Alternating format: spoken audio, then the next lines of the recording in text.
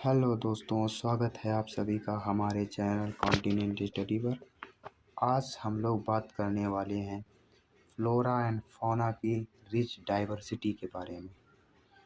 तो आप लोग बने रहिए लास्ट तक इस वीडियो में। हम लोग कंप्लीट फ्लोरा एंड फौना के रिच डाइवर्सिटी के बारे में अच्छे से प्रिपेयर करेंगे और आज जानेंगे कि फ्लोरा एंड फौना की रिच डाइवर्सिटी में क्या है, क्या विविधताएं हैं। तो चलिए शुरू करते हैं। पहला है understanding flora and fauna. Flora and fauna को पहले समझो। Flora refer to plant life and fauna refer to animal life. जैसा कि हमने एक शॉर्ट में अभी पिछले वीडियो में शॉर्ट में बताया था कि फ्लोरा एंड फौना क्या है। तो आज हम लोग फ्लोरा एंड फौना की डाइवर्सिटी के बारे में बात करेंगे और ये आपके एग्ज़ाम पॉइंट ऑफ व्यू से बहुत ही इम्पॉर्टेंट हो जाता है।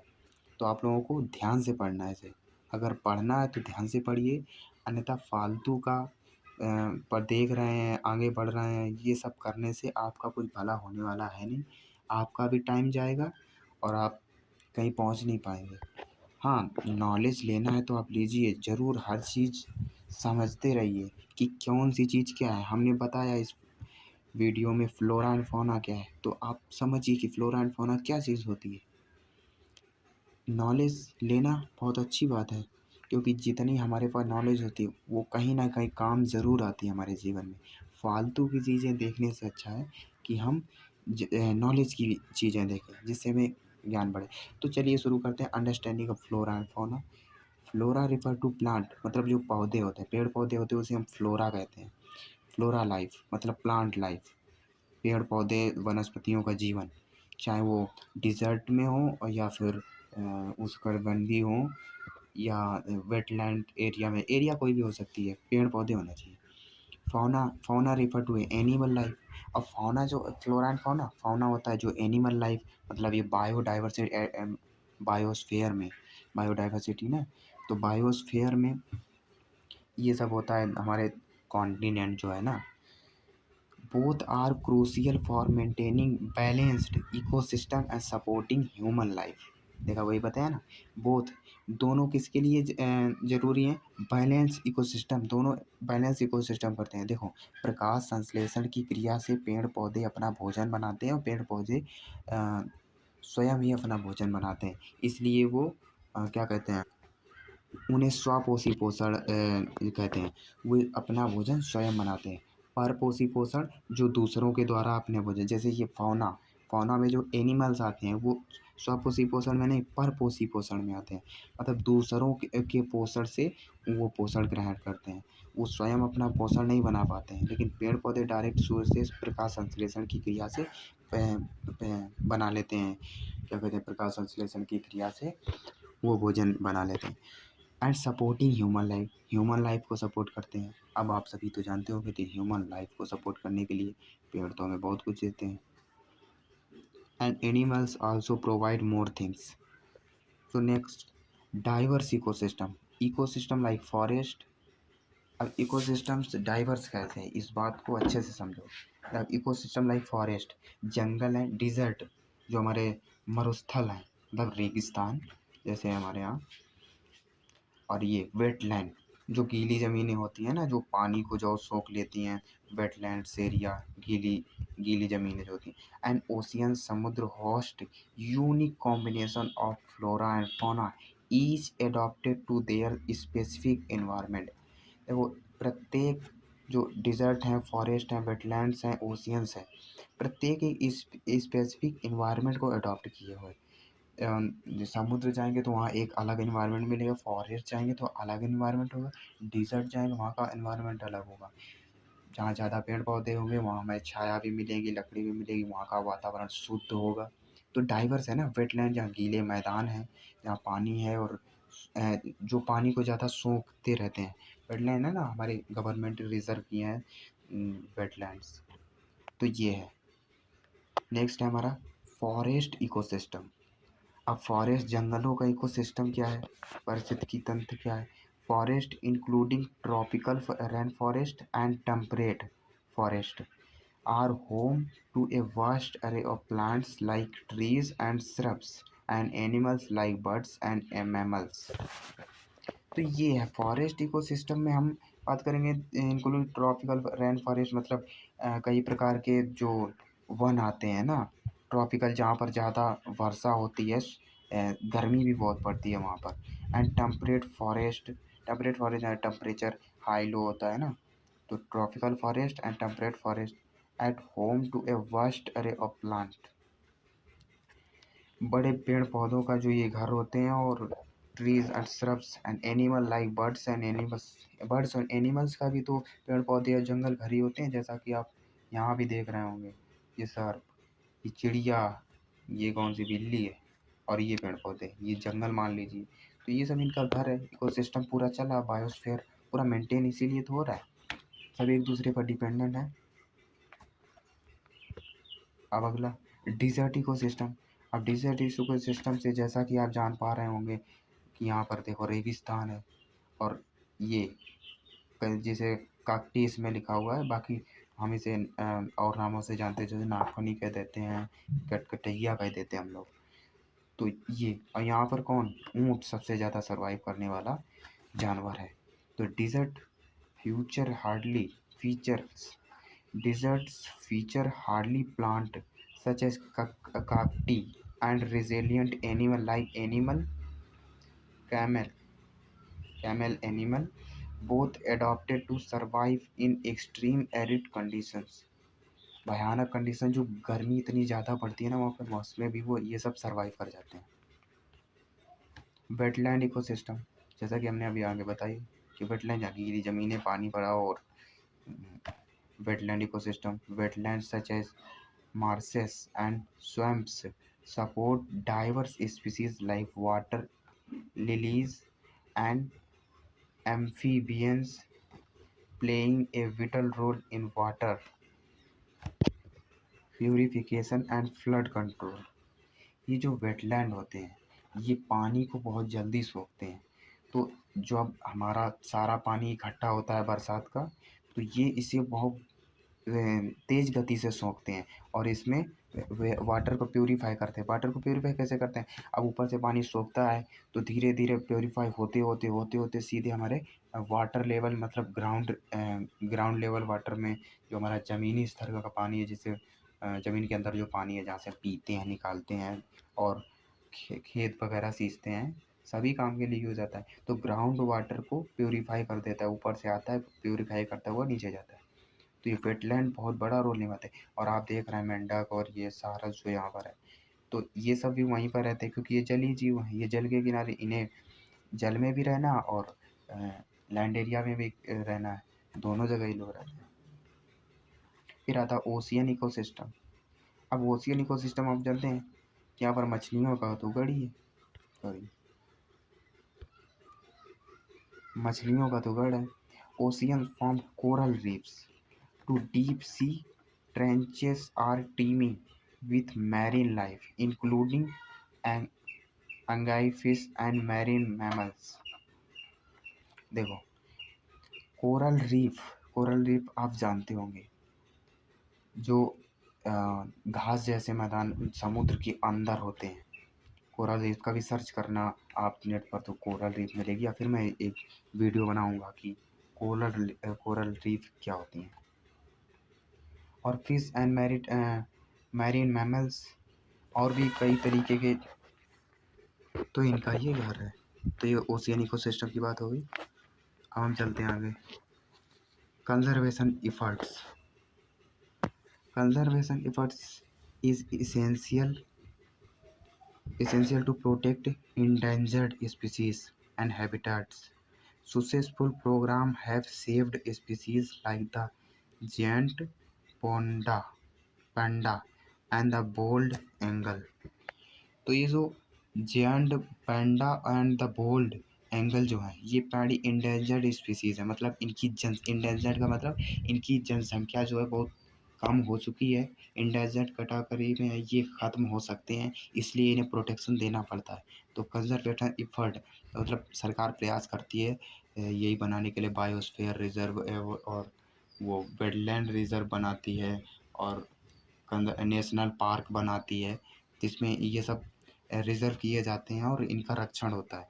तो ऐसे इनकी जनसंख्या को फिर से इंक्रीज किया जाता है, इसके लिए सरकार लगातार एफर्ट करते रहती है। उसी के लिए conservation efforts is essential to protect endangered species and habitats. Successful program have saved species. जब successful सफलतापूर्वक प्रोग्राम ये बनाए जाते हैं तो सेव्ड स्पीसीज, जो ये स्पीसीज जो इंडेंजर्ड कैटेगरी में हैं, इनको सेव किया जाता है।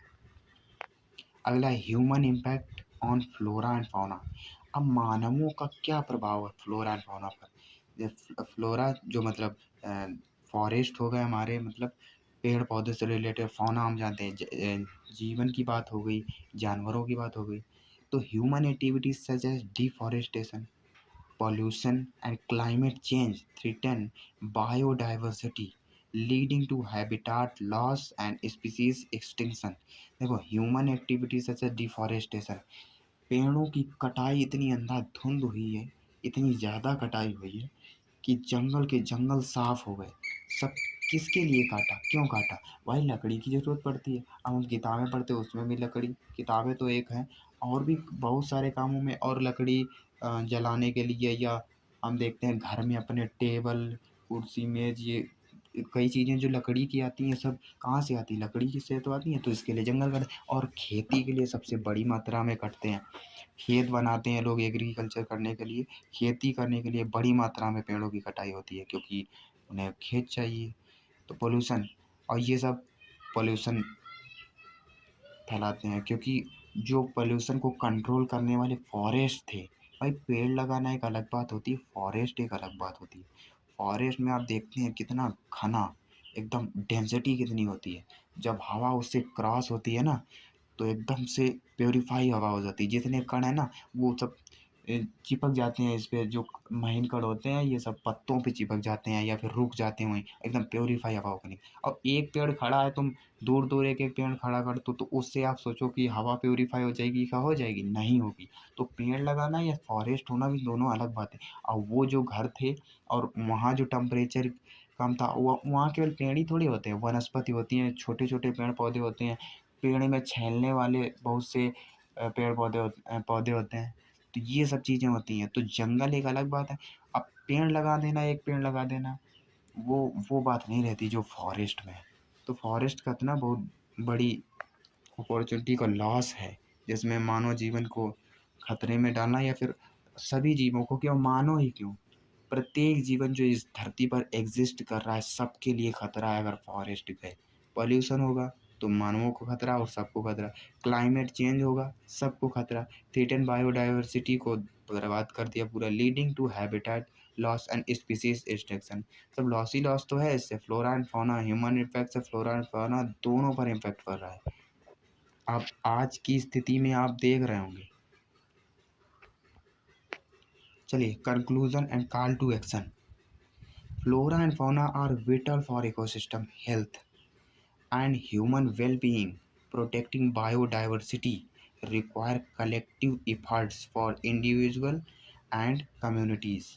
अब देखिए, हमने फ्लोरा एंड फौना की बात की थी पिछले वीडियो में, इसमें आपको डिटेल से बताया है। Conclusion and call to action. अब कंक्लूजन, इसका निष्कर्ष क्या निकलता है और आप इस पर क्या एक्शन लेते हैं। देखो, इम्पॉर्टेंट ये होता है कि हम क्या कर रहे हैं। ये इम्पोर्टेंट नहीं है कि क्या हो रहा है, हो रहा है वो तो है ही इम्पोर्टेंट, उसे हम ये नहीं कर सकते कि जो हो रहा है वो सब बेकार है, उस पर ध्यान ही मत दो। आज क्लाइमेट चेंज हो रहा है, उसे बहुत ध्यान देने की ज़रूरत है। पोल्यूशन हो रहा है, फॉरेस्ट कट रहे हैं, कोई पानी फैला रहा है फालतू में, कहीं सूखे पड़ रहे हैं, और कहीं पानी है तो पानी फोकट में बह रहा है, कहीं समर ऐसे डाल देना, कहीं टोटी ऐसे खोल देना है टैप को। तो ये सब हमको समझना होगा। तो फ्लोरा एंड फौना है विटल फॉर इकोसिस्टम। ये इकोसिस्टम में बहुत बड़ा रोल प्ले करते हैं। ये पेड़ पौधे और ये जितने भी जीव जंतु हैं, ये सबके लिए बहुत बड़ा रोल प्ले करते हैं। पूरा एक सिस्टम बना हुआ है कि देखो, अगर फॉरेस्ट है और अगर जानवर है, तो जानवर एक उसको चाहते हैं, घास को चाहते हैं, तो घास मेंटेन रहती है, वरना बहुत ज़्यादा घास हो जाएगी, फिर जंगल ही जंगल हो जाएंगे। तो उसको चाहते हैं, उनके लिए चारा हो गया, तो मेंटेन रहते हैं जंगल। और उनको वो वो चढ़ते हैं। इसके बाद देखो शेर, चीता है जो मतलब मांसाहारी जीव होते हैं, वो घास को चरने वालों को खाते हैं, तो पूरा इकोसिस्टम बैलेंस रहता है। और ह्यूमंस ह्यूमंस तो विवेकशील प्राणी है, तो वो तो अलग ही है, करुणामय। लेकिन अब इस समय तो ऐसा उसने कर दिखाया है, इकॉनमी बूस्ट करने के लिए, ये रिसोर्सेज वो रिसोर्सेज पाने के लिए एक तरफ से गड्ढा खोदा है, दूसरी तरफ पहाड़ बना दिया है। तो भाई पहाड़ से उतरोगे तो गड्ढे में थोड़ी गिरोगे, लेकिन गिरना पड़ेगा क्योंकि आपने गड्ढा खोदा है। इससे अच्छा समतल ज़मीन पर रहते तो वही किया है। एक तरफ हम डेवलपमेंट करते चले जा रहे हैं, और एक तरफ हम पेड़ों को काट रहे हैं, सब जंगल ख़त्म कर रहे हैं, प्रदूषण इतना हो रहा है कि रहना मुश्किल हो रहा है। भाई तुम बिल्डिंग बनाओगे तो अब डेवलपमेंट हो जाओगे, रहने के लिए सुगम लाइफ कैसे मिलेगी? सुगम हवा नहीं है, हमारी बॉडी कैसे फिट रहेगी जब स्वच्छ हवा ही नहीं है, वो बायोडाइवर्सिटी है ही नहीं, ना इकोसिस्टम बैलेंस है, कुछ है ही नहीं। कलेक्टिव एफर्ट फॉर इंडिविजुअल, तो हमें अपने आप पर वो रखना है, इन वो रिस्पॉन्सिबिलिटी होनी चाहिए हमारी कि हम क्या कर सकते हैं। जैसे कि मैं मेरी बात करूँ तो मैंने कई पेड़ लगाए, और पेड़ वो तैयार भी हो गए, और अब काफ़ी कंट्रीब्यूशन दे रहे हैं। तो आप पेड़ लगा सकते हैं, या फिर और भी कई तरीके से, कहीं देख रहा है पानी फैला फालतू में, उसे बंद करो या फिर उसे समझाओ। ये जागरूकता हम सब में होनी चाहिए। देखो दुनिया क्या कर रही है इस पर तुम ध्यान देना चाहिए, इसलिए कि हाँ क्या हो रहा है, लेकिन उससे ज़्यादा ध्यान इस बात पर देना चाहिए कि हम क्या कर रहे हैं। क्योंकि हम देख रहे हैं अरे क्लाइमेट चेंज हो रहा है, क्लाइमेट चेंज हो रहा है, पानी हम भी फैला रहे हैं, और हम भी आग लगा रहे हैं, प्रदूषण फैला रहे हैं, पेड़ काट रहे हैं, और कह रहे हैं क्लाइमेट चेंज हो रहा है, क्लाइमेट चेंज हो रहा है, ये कर नहीं करना चाहिए, वो नहीं करना चाहिए। तो बताइए क्या फ़ायदा हुआ? हमने इंडिविजुअल लेवल पर क्या रिस्पॉन्सिबिलिटी ली? दुनिया ले रही तो ले रही, लेकिन हम भी अगर उसमें रम गए तो फिर उनमें हमें फ़र्क क्या रहे? वो भी अंधकार में जिए चले जा रहे थे, हम भी जिए चले जा रहे हैं, कोई फ़ायदा नहीं हुआ। तो हमें यही समझा रहा है कि human well being, protecting biodiversity require collective effort for individual and communities. तो कलेक्टिव आप सब मिल करके आप करिए, फिर और सबको समझाइए, सब ग्रुप बनाइए और एफर्ट करिए। कई जगह करते भी हैं, कुछ कर रहे हैं, कुछ नहीं कर रहे हैं, तो ये सब हम सभी को ध्यान में रखना होगा। तो इंडिविजुअल कम्युनिटीज़, तो आज के लिए इतना ही। आशा करता हूँ फ्लोरा एंड फौना के बारे में आप बहुत अच्छे से समझ गए होंगे। अगर फिर भी कोई डाउट है तो कमेंट में ज़रूर बताइए, मैं उस पर वीडियो बनाऊंगा, आप लोगों को ज़रूर समझाऊंगा कि कहाँ क्या नहीं समझ में आया। तब तक के लिए जय हिंद। और अगर वीडियो अच्छा लगा है तो चैनल को सब्सक्राइब करें और शेयर भी करें, ताकि ये इन्फॉर्मेशन और नॉलेज हर एक तक पहुँचे। अच्छी अच्छी चीज़ों को शेयर किया करो तुम लोग। जो चीज़ें शेयर करने लायक नहीं है, जिनमें तुम लोगों को मज़ा आ रहा है, बस खाली मज़ा ही आ रहा है, बस हँस रहे हो, आहा खुशी मिल रही है, बस क्षणिक सुख के लिए तुम लोग परेशान रहते हो। जो चीज़ नॉलेज और रिस्पॉन्सिबिलिटी वाली है, अगर तुम सीरियसनेस में नहीं है, देखो खुश रहो, इतना सीरियस नहीं हो जाना है कि हम हमारी लाइफ ही बोझा लगने लगे, लेकिन वो रिस्पॉन्सिबिलिटी का भाव होना चाहिए कि हाँ ये चीज़ जिम्मेदारी से ऐसे करना है, तो वो खुशी खुशी में आप वो जिम्मेदारी को कर जाओ। अब इको सिस्टम को बैलेंस करना है तो यार अरे भाई पेड़ नहीं काटना है, और यहाँ अरे भाई पानी मत फैलाओ, देख रहे हो ऐसा। तो ये रेस्पॉन्सिबिलिटी हम सबकी होनी चाहिए, जागरूकता होनी चाहिए। शिक्षा का मतलब ही क्या होता है? समझ डेवलप ना कर पाई तो शिक्षा बेकार है। तो आशा करते हैं आपको वीडियो बहुत पसंद आया होगा, और मिलते हैं अगले टॉपिक पर अगले वीडियो में। तब तक के लिए जय हिंद।